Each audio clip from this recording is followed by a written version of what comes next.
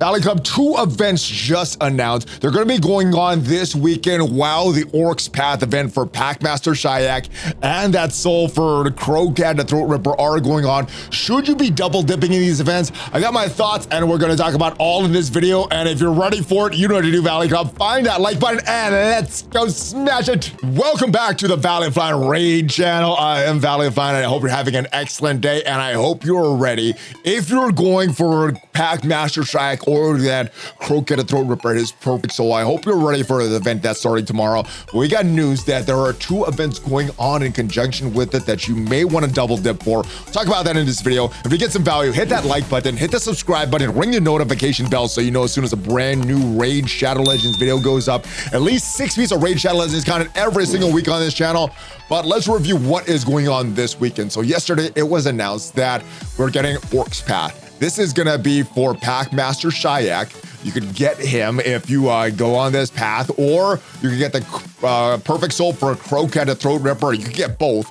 It is gonna be pretty expensive. I am planning to open some Sacred Shards this weekend, but yeah, you can get both of them. Expecting about 20 or so Sacred Shards you're gonna need for each of them. If you're going for both, probably about 40 of the Sacred Shards, or you could use a ton of energy to get them. And we got word today that there's gonna be a champ training event for Perfect Soul for Ramantu Drake's Blood. It is gonna start on Saturday, so the 16th. And while the event is going on for the Orcs Path, and you're potentially opening some Sacred Shards if you were going for both of these, well, there is gonna be a progressive chance. So we're gonna talk about that. Before we get into all that, I do wanna remind you guys, if you wanna get off to one of the best starts in Raid Shadow Legends, either with a brand new account, secondary account, or telling your friend about this link so they can start to play with you, use the link in the description or the QR code up there to start off a brand new account, because if you do, you're gonna get off to one of the best starts in 2025. Double legendaries, Karato Fox Hunter, you get this guy right off the bat. As soon as you're done with the tutorial, you see Karato in your account, you've used the link correctly. Then level 10, Uugo, one of the best epic supports in the game. Level 20, Zargala, one of the best epic damage dealers in the game. And level 30, you're gonna get Tagoar, one of the best epic revivers in the game. And make sure within your first 24 hours, enter one of these codes to get another legendary. I would recommend Demon Slayer, getting Stolen Foulbeard with a Demon Slayer code. I use the code Monkey King to get Sun Wukong.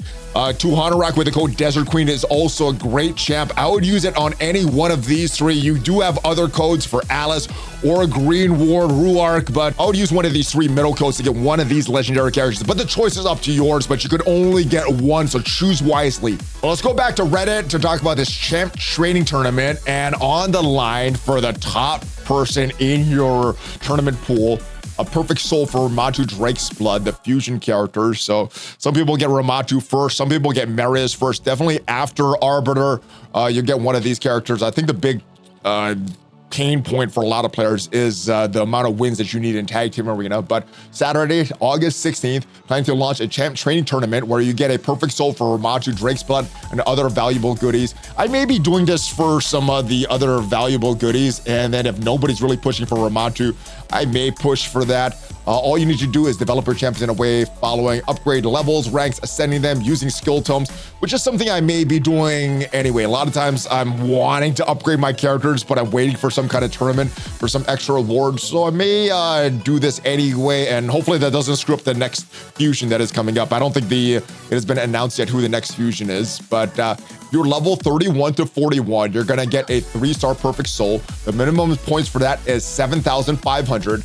You're level 41 through level 60, you're gonna get a 4-star Perfect Soul if you're at the top of your tournament group. Minimum points for that is 1,250.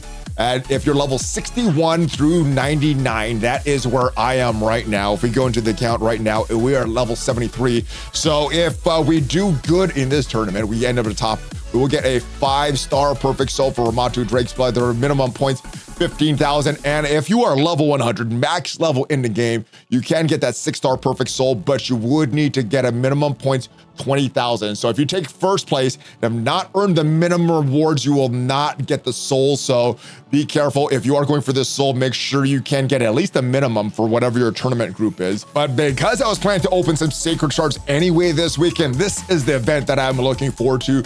Progressive chance starting on the same day that the Orcs Path goes goes live Friday, August 15th. We're planning to launch Progressive Chance event, giving you all at least 15 times chance to get the champion of your choice from a selected pool of Ancient, Primal, Sacred, and Void Shards. For myself, I'm probably just going to open Sacred Shards, maybe some Ancient Shards if I need a few more points. I'm going to go for the Packmaster Shayak. I don't know if I have Sacred Shards saved up and within my budget to go for both of those, but I'm going to go for Packmaster Shayak. Let me know if you are pushing, you're going for either of these. But as far as the legendary champs, and we do have some slots for epic champs as well, but in our normal orbs, so non-void shards, Freya Fatewater, Amok the first star up, Under Priest Brogni, Dune Herald Zaharis, and Fina Blade of Arabia is gonna be in that slot. For void shards or void legendary champs, Warlord, Cardio, Riho are great champs. I am not gonna open any voids. I'm not planning to open any voids. We just had a 2x void shard opening last week, so I'm saving these up again. So this doesn't matter to me, but I'm probably gonna pull for one of these. We'll talk about that in a little bit. We'll go through each of these characters. And then epic champs, Sepulcher Sentinel, Grizzled Jarl, Mausoleum Mage, and then Voids, Man-Eater, and Skytouch Shaman. Man-Eater is great if you don't have a clan boss team, but let's go into each of these champs. I'll tell you what my thoughts are on each of these. Freya is a great champ. I do have her ready, so and haven't had a chance to build her yet. Those other champs that I wanted to build. Freya is great in arena. She has a bunch of defensive moves, puts a shield on. Great for Demon Lord if you don't have a solution there yet. Dragon, Ice Golem, and like I said, great in arena. Has an AoE on her A1, so that is great. Place a provoke debuff. Activate a skill when a shield buff placed by this champion is removed by damage and occurs once per turn. Also has a A2, which has an increased defense and places that shield that we talked about. The value of the shield is proportional to Freya's defense and the target champ's max HP.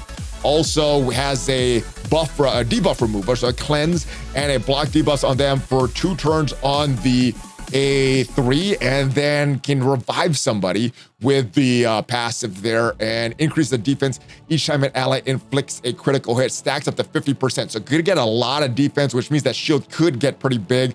She's a great champ, but like I said, we pulled her a while ago and haven't had a chance to build her. This is a character that is high on my list right now, but yeah, she is not going to be in the pool. Next character I want to talk about is Dune Herald Zaharis. Great control character. This is a character that's been a lot of progressive champs, but for me, doesn't really solve a lot of issues right now. He's a 4-star champ, so he's a great champ and is good in a lot of areas, not great in any area except for Chimera. He has a debuff spread on his A1, has a buff spread, block active buffs, and a block actives debuffs on the target on his A2. Has a big intercept stack on the ally target, block debuffs, and an increased speed on all allies. Goes down to 3-turn cooldown when it's fully booked, and it has an increased accuracy buff on all allies at the start. This is a good champ. I wouldn't say he's a great champ, but a very, very good champ.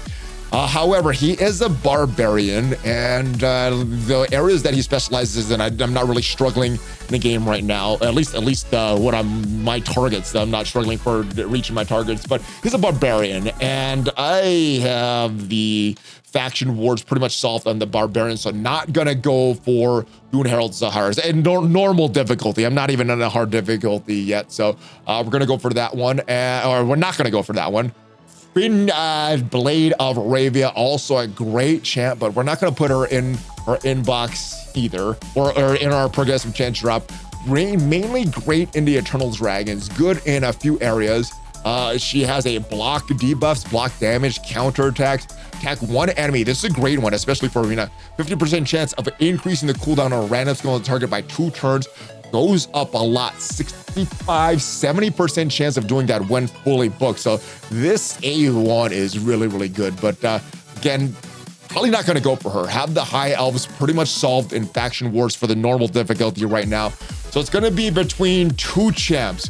One is Amok, the first star app. He is a lizard man and currently don't have any great lizard men. I don't even think I have any the legendary lizard man. Let's go into our roster right now. Yeah, no legendaries, so that would be a great one. We do have some good ones. Let you take that back. Venomage is good. Delaja is good. We have a few good ones, but no great ones. So this is definitely a possibility for us. Great on a bunch of areas. Chimera, Aminus, wave content, Spider, Dragon, Ice Golem, Iron Twins, Frost Spider, okay in Arena. On the A1, he's gonna attack one enemy, 100% chance of stealing a random buff from the target, 50% chance of placing a leech debuff for 2 turns. The A2 attacks one enemy, 75% chance of placing a 50% decreased resistance buff, a pain link debuff, and a 30% decreased speed debuff for 2 turns. These debuffs are protected when placed on bosses. Heal all allies 5% of your champion's max HP for each debuff placed. The A3, 6-turn cooldown, but it goes down to 4 when fully booked. Places the block debuffs on all allies for 2 turns. Heals all allies, 15% of this champ's max health. Heals each ally by additional 3% for each debuff on them. Removes any debuff from allies who are negatively affecting stats and replacing them with mirror buff equivalents, such as decreased attack being replaced with increased attack. Debuffs such as block buffs, heal reduction, and weaken will be replaced with block debuffs, continuous heal, strength, and buffs respectively. So great skill, great character. The passive increases champ's max HP by 10% whenever this champ heals themselves using a skill and stacks up to 50% HP. This is a character that I really want, but I'm not sure if I want him more than this guy, Under Priest Brogni. Perfect 5-star rating on hellhades.com, but more importantly, he is someone that grows shields. I don't have a Wixwell on my account, but I do have a Titus on my account. So Under Priest Brogni would be a character that could help my Titus, so not sure. We have the dwarf section pretty much solved in faction wars, don't have the Lizardman faction solved, so not sure who I would going for. More for the faction wars or going for more for the performance for the clan bosses. All 3 clan bosses with Under Priest Brogni. Great in a lot of areas. Demon Lord, Spider, Scarab King, a lot of 5 stars in a bunch of different areas. The A1 is going to attack one enemy, 45% chance of placing an HP burn debuff for 2 turns, so starting up very strong. It's only one enemy, but that is the A1. The A2, big AoE attack, attacks all enemies, 75% chance of removing one random buff from enemies, 75% chance of removing a random debuff from allies. The value increase the value of the shield buffs on all allies by 30% of the damage inflicted. So unlike Wixwell, where it's about the debuffs removed and you could grow a shield pretty big with even a smaller Wixwell, you would need a big Brogni because the value that the shield will grow is based on the attack. So the more attack that Brogni is going to do, the bigger that shield is going to do. The bigger that shield is going to be. And then the A3, place a block debuffs buff and 50% increased attack on all allies for 2 turns. Place a shield buff on all allies for 2 turns equal to 30% of this champ's max HP. The shield buff cannot be removed, so that is a great thing. Now, I would need someone to extend these buffs to really maximize that Titus damage, but that right now, what I'm saying, this is going to help my my account a lot. The passive, whenever an ally under shield buff is attacked, reflects 25% of the damage inflicted on the shield back to the attacker. So that is a great reflect damage is something I love. Especially if you have like a Geomancer and a shield on Geomancer with Brogni having a few passives effect at the same time. Great stuff. Also heals that ally, 25% of damage inflicted on the shield. If there are multiple champs on the team with this skill, only one will activate.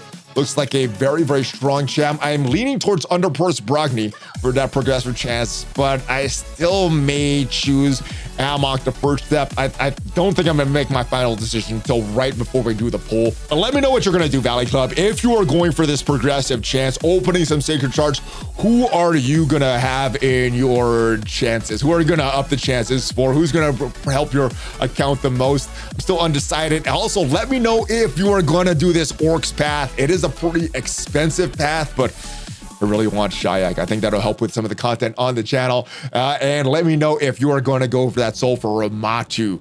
Hopefully you got some value from this video. If you did, leave the video a like. Check out some of the other videos on the channel. Obviously, like I said, if you want to start off a brand new account, get off to one of the best starts in Raid Shadow Legends using that QR code up there or the link in the description.